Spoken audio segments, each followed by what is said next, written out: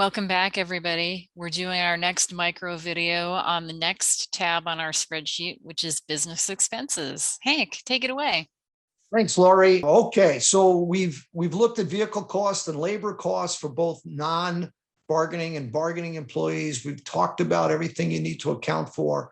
We're going to start to kind of build this into a pro forma, a spreadsheet, a roadmap as to what your business is going to look like financially over the next 12 months. A couple of logistical things here, this spreadsheet. On the left-hand side, we've got expenses, and this is what we're going to talk about in this recording is expenses. And we've broken it out between months 1 through 12. It gives you a sense of what it looks like in terms of expenses. So let's just look at some of this stuff here. Now, keep in mind that these numbers might look different than what we looked at in the previous spreadsheet tabs, but that's okay, because it will be different from what you do. This is just showing you another version of another example of it. In this particular case, we're taking wages for selling and administration. We're using $66 an hour. It doesn't matter what you use. You got to use something. We've got, month one, I've got expenses of $6,600. I've got office staff that's costing me $2,000. Payroll taxes, we talked about that. It's itemized here as $2,475, $2,500 roughly. Employee benefits. So this would be healthcare costs and all these other things is built into the labor rate. That's okay. It's another way to do it. I've got two vehicles. In this example, it's costing me $479 a month for those vehicles. And that's $958. Vehicle operating costs is $250. Here, it's a little less than what I showed you previously, but the fact remains is you got to account for it. If you have two vehicles, if you have four vehicles, you're going to have to put something in there. Rent, I got 1,500 square feet and I'm paying $90 a month, and that's going to cost me some money. I've got an advertising budget. If you're starting a business, you're going to have to let people know who you are. So advertising budget could be, you could classify it as your website. You could classify it as business cards, because keep in mind, if you've got two people out in the field, you want to give them business cards so that when they're out with a customer, they can hand them a business card. It's got a phone number on it. So that costs you money. Maybe you want to put an ad in a trade magazine. I will tell you, I stopped many years ago advertising in phone books because nobody has phone books anymore. Better off on a website than anything from that standpoint. And in many cases, you're better off putting things on a website because it's easier to change it. If you get, 500 brochures printed up and something changes, you can just throw out 500 brochures, and it's expensive to do that. But if you're starting out and you want to have what I would call as something to leave the customer, it may cost you some money to do that. So we've got some advertising budget each month. Depreciation expenses. Okay. So if you buy something like a vehicle or computer, you might depreciate it over 3 years, 2 years, whatever the case might be. So easy number to think about. Let's say you buy something that's $1,200 and you are going to depreciate it over 12 months. Then your depreciation might be $100 a month. Simple as that. It's an expense. You're not expensing the entire $1,200 in month one, but you are expensing it over the life. And many things get depreciated over 3 years or 2 years or 5 years, depending on what you have. Tools is a great one that doesn't last forever. You're allowed to depreciate a certain amount of it over time. Liability insurance, office supplies. When you are starting a business, you're going to have a lot more expenses month one than you will have in month 8. And so picking up all the office supplies, computers, that kind of stuff. So that's why it's a little higher here than you'll see going forward. Dues, subscriptions, and licenses. Unavoidable here, depending on what you're belonging to or what you need to belong to. And so that, again, you'll see that it's a little higher here and then it kind of drops off. Legal and accounting. We're going to talk about this later on, but let's just start with legal first. Lawyers are expensive, unavoidable.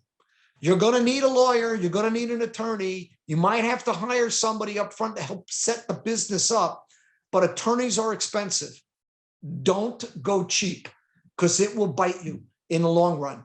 Do not, it doesn't mean you got to hire the most expensive attorney in your marketplace, but don't hire Billy Bob, your neighbor, or Sam, your cousin, who's used to doing one thing when you're trying to set up a business, because it could really come back and cost you. I have hired a variety of attorneys over my career, some good, some not so good. You got to be aware of that. Other expenses, PC, tools, etc. The point of this spreadsheet is to show you you've got to account for everything. And you got to somehow figure out what that expense is every single month for 12 months. Now, as your business matures and you get bigger, you might not be doing this for 1 month or 1 year. You might be doing it, let me see what it looks like over the next 3 years. So it's like a 3-year window, or look forward on your business. Look at here. This is the important part. In month 1, you've got $27,000 in expenses. Okay. It's not like, oh, I'm starting a business, I get a computer, I get a truck, and away we go. It's a little bit more expensive than that from that standpoint. Now, do you need, the employees? Do you need 2 trucks? Maybe you need only 1. Doesn't matter. It doesn't matter if it's 1 employee, if it's 5 employees. It doesn't matter if you have any admin help or you have 5 people for admin help. You need to figure out what those costs are going to be and start to itemize it on a spreadsheet, so you can start to figure out every month what my expenses are. Now, look, at the bottom here, it says, oh, I got to borrow money. Maybe you don't have to borrow money. Maybe you are the next Rockefeller and you have lots of money, but most people don't. And you're going to have to borrow the money, and you're going to have to go to a bank to borrow the money, and they're going to charge you interest for that money. And they're going to charge you the interest based on whether they think you are a good credit risk or poor credit risk, and how long you're going to borrow it for. In this example, we're just saying we'll borrow $150,000 at 9%, and that's costing me $5,000 a month potentially, or I'm using that money. Is that the right number? I don't know if it's the right number. You've got to look at it and say, if I've got $27,000 in month 1 and then 16,000, and you can see the numbers as they progress here, you got to decide whether or not you can carry that expense, or you need to go to the bank and borrow the money. Maybe 150,000 isn't the right number. Maybe you need to borrow 250,000. It kind of varies. You'll see a little bit more of this as we talk about cash flow and we get into other things like insurance and so forth. Because keep this in mind, as you do construction work or service work in the contracting trades, nobody will pay you immediately. It doesn't work that way. You can't send out a bill on a Tuesday and by Friday they're paying you. It just doesn't work that way. I wish I could say it does. It's probably one of the worst paying industries that there is. I'll be real honest with you over the whole thing. And not only is it one of the worst paying industries, the processes you got to follow is just crazy. Like, oh, I send you a bill for $10,000. It's the job lasts 6 months and there's 10% retention. So I'll keep $600 in my pocket until the job is done. So now that gets kind of expensive really fast, because you might be in a situation where you're holding out for money from customers to the tune of $20,000, $30,000, $100,000, $500,000 for many, many months. Somehow you have to cover that, because your vendors, your suppliers, your accountant, your attorney, they don't work that way. When they send you a bill, you need to pay the bill. The longer you let that bill sit out there, it becomes a credit risk to them. And now all of a sudden they can turn it over to a collection agency, which screws up your credit rating, which affects the interest your banks provide.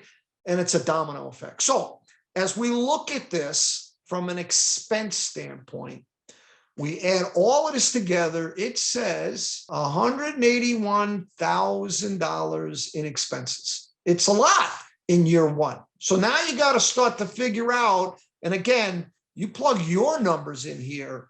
You got to say, I need to generate enough income and profit to cover that expense, make some money, and pay me. You're not working for free. You need to work and make money. So nobody wants to do this stuff for free. And consequently, you need to account for everything. So this is the beginning of the roadmap now.